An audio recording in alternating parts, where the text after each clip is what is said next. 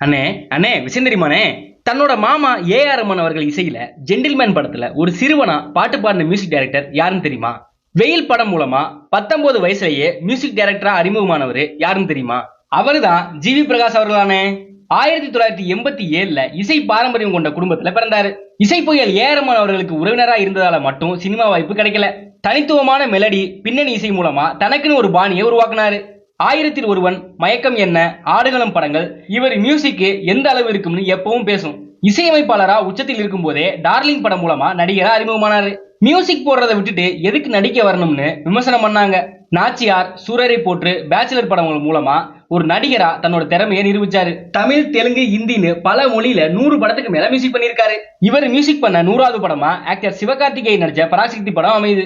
இவர் மியூசிக்ல வந்த முக்கியமான சூப்பர் ஹிட் படங்களா வெயில், பொல்லாதவன், கிரீடம், மதராசப்பட்டினம், அங்காடி தெரு, தெய்வ திருமகள், தலைவா, ராஜாராணி, சர்தார், வாத்தி, அமரன்னு பல படங்கள் இருக்கு. எனக்கு தெரிஞ்சு இசைஞானி இளையராஜா அவர்களுக்கு அப்புறமா இப்ப இருக்கிற காலகட்டத்துல நட்புக்காக ஆக்டர் கென் டைரக்ட் பண்ணி நடிச்ச யூத் படத்துல ஃப்ரீயா மியூசிக் பண்ணிருக்காரு. ஒரு ஆக்டரா, ஒரு மியூசிக் டைரக்டரா, சிங்கரா, ப்ரொடியூசரா பல அடையாளத்துல சினிமாவுல முக்கிய பங்கு வகிக்கிறாரு. தமிழ் சினிமாவுக்கு ஜிவி பிரகாஷ் அவர்கள் எந்த அளவுக்கு முக்கியம்னு கமெண்ட்ல சொல்லிட்டு போங்கனே.